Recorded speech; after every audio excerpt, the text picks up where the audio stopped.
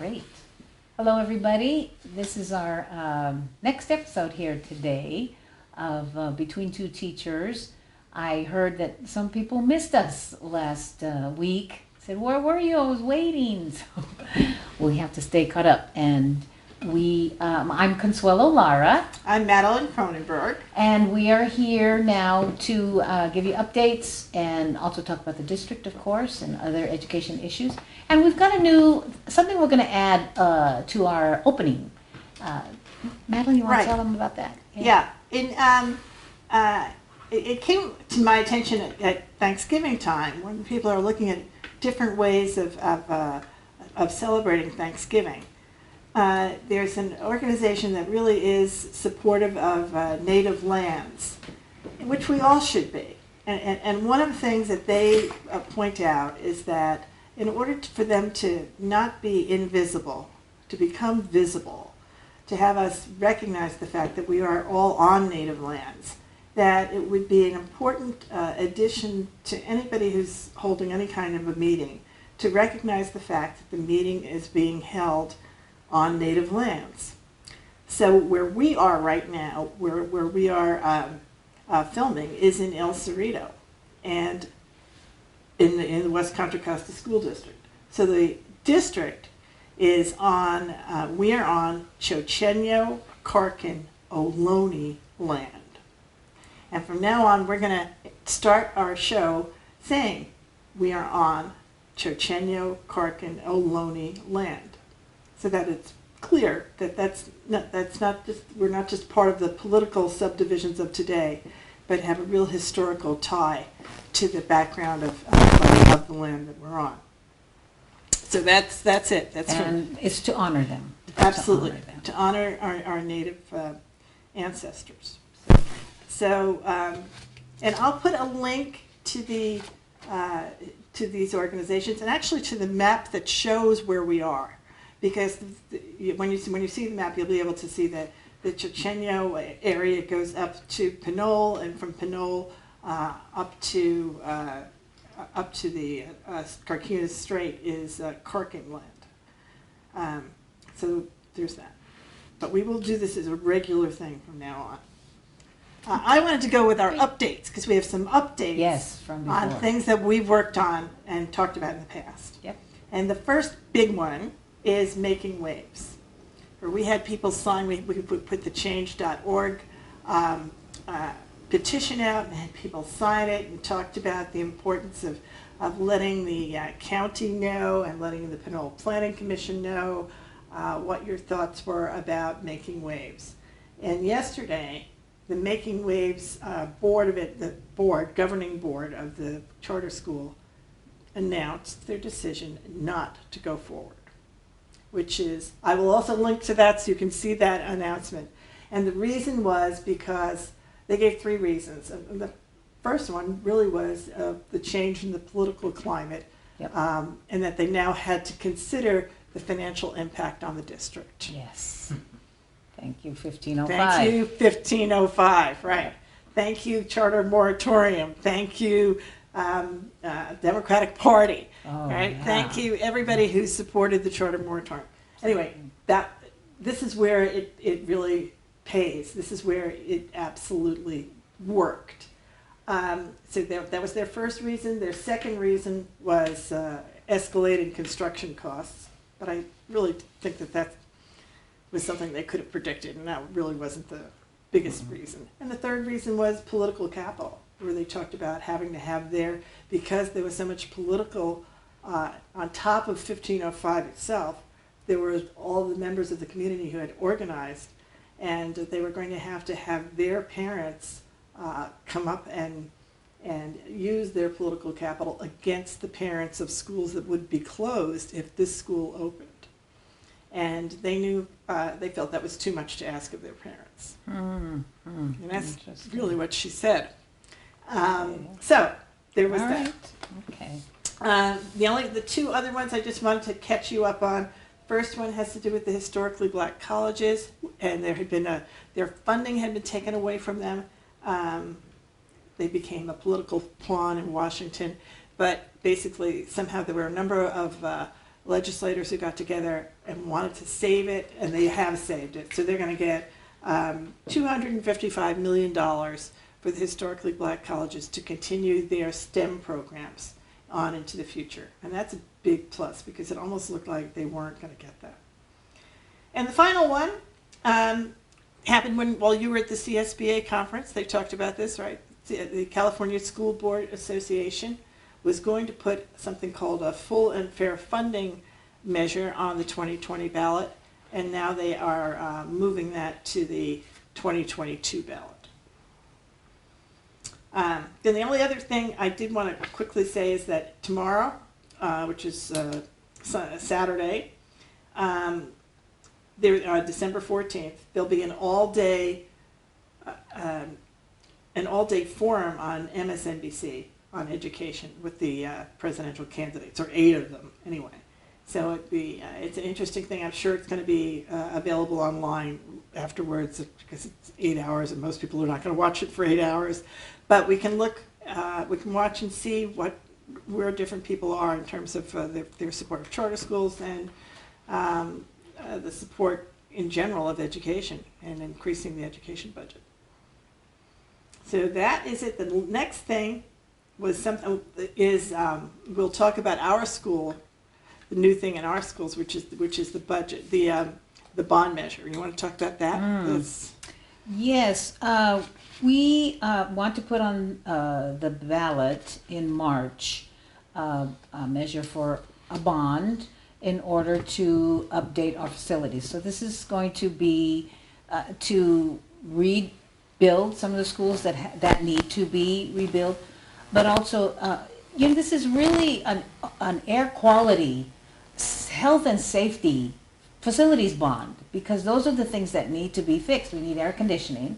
We've had individuals get sick because of the heat. Teachers have gone to the hospital with heat stroke from being in their classroom. In the classroom. And I had something like that happen to me also. So the air quality in the classroom's got to be taken care of.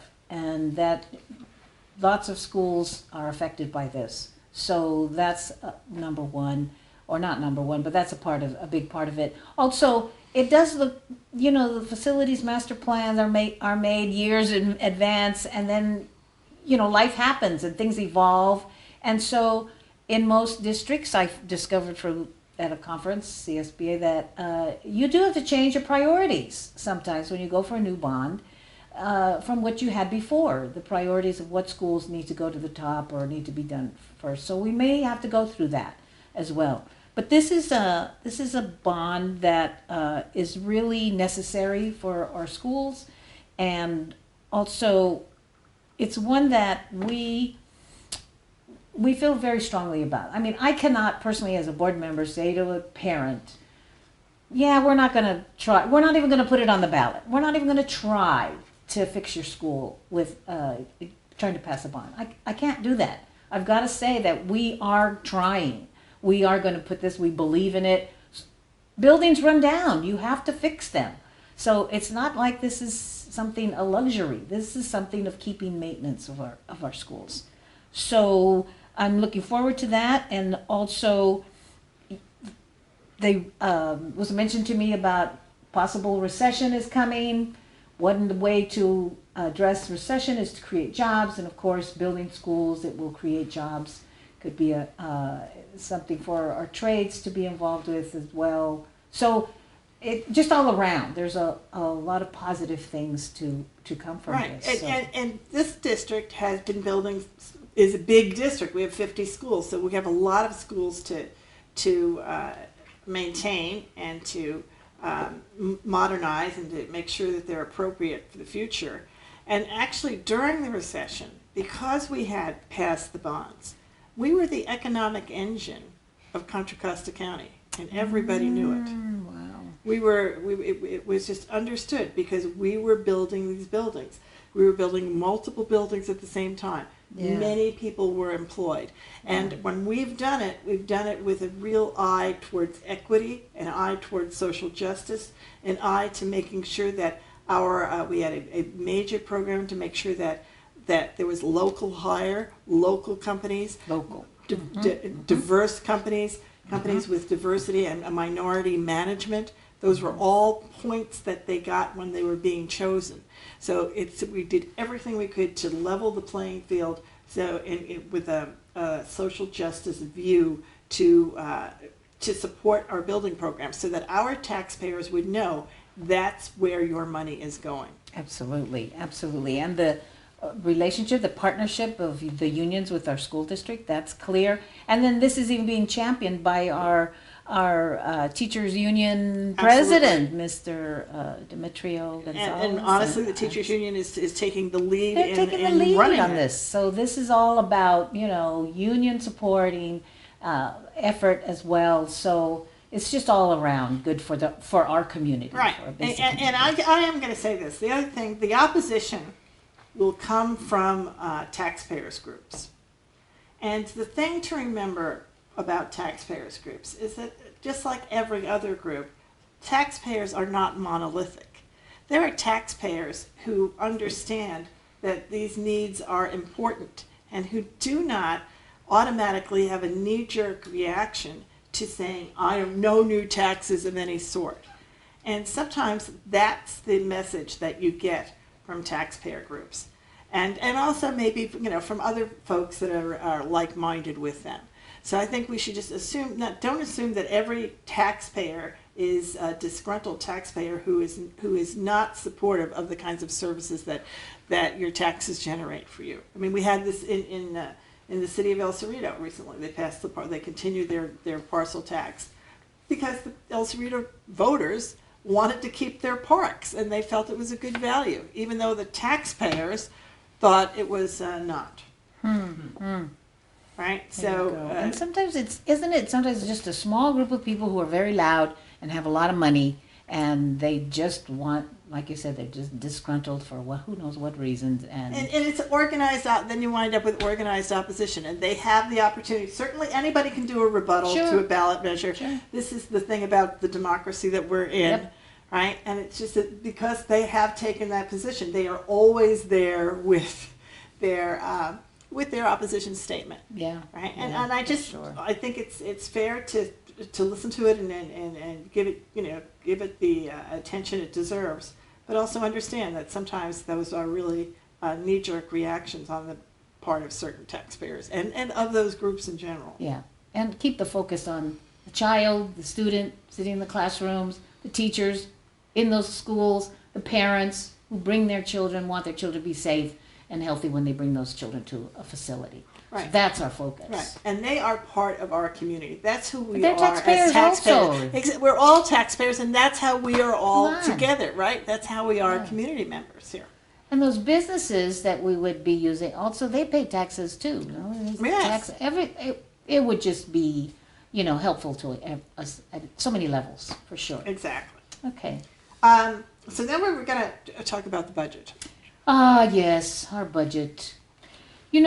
A lot of very angry, upset people came to the board about the budget and wanting more transparency, engagement, and I made the statement about all the different ways that you can give your opinion about the budget. There's so many different ways. I remember somebody asking for a committee. You need more committees.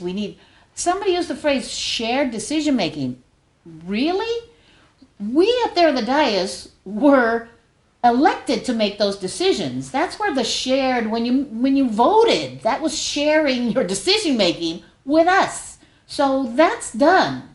And so we don't need yet more committees taking away from our staff from doing their jobs.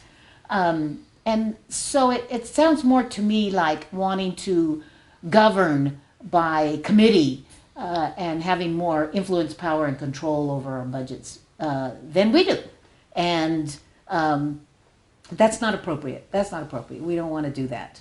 But we do want to hear from you. We want to know, number one, what are your priorities as a parent, as a community member, as teachers, what are staff, classified, everybody, what are the priorities in terms of things are going to get cut. That's clear. And I'm not looking forward to it myself. But I need to be able to say, okay, here's what my constituents have told me through these various ways the survey or emails or phone calls or the town halls. This is what I've learned from my constituency. I am here, have been elected to make those decisions. So I have to come up with the best ones. And it's not going to be fun. It's not going to be easy. It's going to be very painful, but that's the process. That's the process. Those are the protocols, and they work. They work. It's democracy. So please take the survey and let us, anything you think is not in the survey, let us know. Any other ways. The other thing too is, we have some very vocal people telling us about our budget, and they have platforms. They have voice.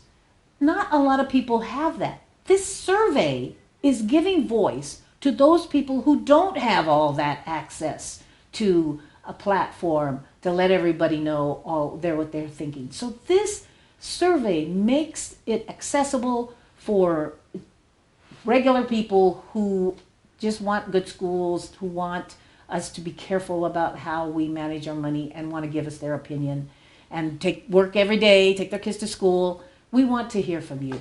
Please take the survey. That will help us. Right. The survey in no way limits anybody's voice, right? Limiting the survey does limit the voice of everybody who wants to take the survey. Absolutely. So anybody who has more, honestly, if you, and what's interesting to me is that the folks that do want to be at the table have every opportunity to write, and they are able to have their own meeting and write their own conclusions. And whether those are attorneys in some cases who might have legal conclusions they want to share with the board and with the community members, nothing stops them from doing that. Nothing is stopping them. But to stop the process and elevate them really doesn't make sense. And then you're right. Then what you wind up with is this shared decision making. Shared with who? Who made the decision it should be shared? When we have 5 people who are sharing the decision making responsibility who are elected to share it. That's sort of the way it's set up. Some of those same people on all of our committees. But I won't go there right now. So let me tell you what's happening in Rochester. This is something similar to what's happening here. Okay. Rochester, New York is a district that is a very similar size and similar demographically, and also has similar budget problems right now. Mm-hmm, mm-hmm. And their budget problems, they have a new financial officer, they have a young superintendent, and they have a budget deficit of about $50 million. The same number of students, 29,000 students, is like we do. They have a high number of low-income students and a high number of minority students.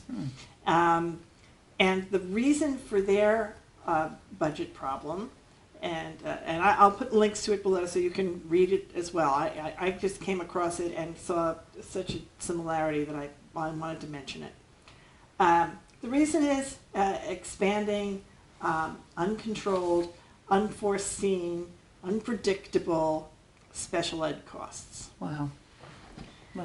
All right, and that is, and we know we've had the same problem. And if you just sort of do a little Googling, you'll see this is a national problem. Absolutely. It's also something that hopefully will be addressed more in California, because when I do want to mention Mr. Gordon, who came and spoke the other night, he had his ideas. One of the things he did discuss briefly was that the state of California is going to try to look at ways to increase funding from the state for special ed, and that is absolute mandatory thing. We all need it, but they need it in Rochester too.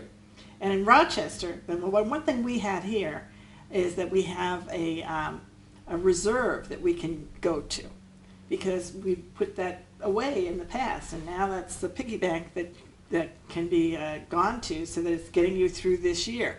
And nobody is talking about here about what they are talking about in Rochester. So Rochester, same size, same budget, just gave out letters, a Christmas letter, saying your last day of work is December 31st to 152 teachers, to 32 non-teachers and 12 administrators. Midyear. Mid-year cut, the end of the year. When the year ends, so did your job.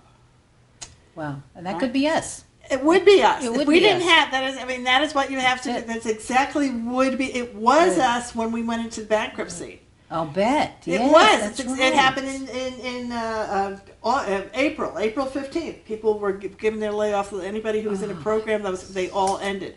So what I wanted to do is give context to Sure. this budget crisis. Sure.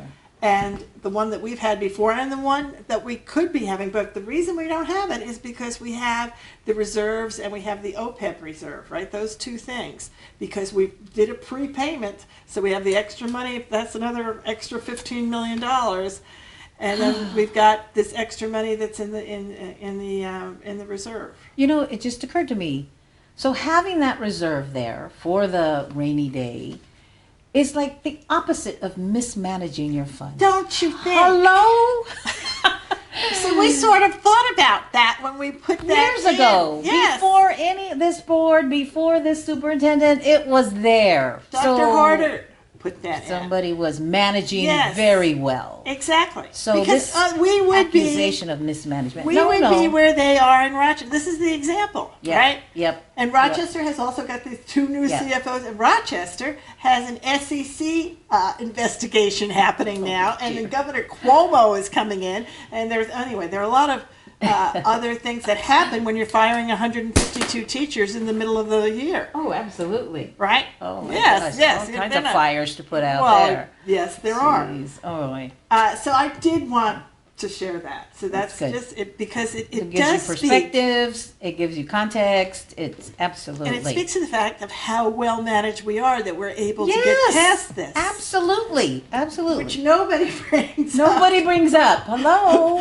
Because this is where we would be. The other The reporters that sit out there, they should This is report the on this. story. Here's a story. this is a story. The other story that I did want to point out is Ohio. Ohio is going through a crisis around EdChoice, right? Which is in this context vouchers. Yeah. Vouchers Oh, yeah. for private schools. And Ohio has charter school issues, but we're not talking about that. We're talking about vouchers. And in Ohio, vouchers, you get a voucher if your school is listed as underperforming.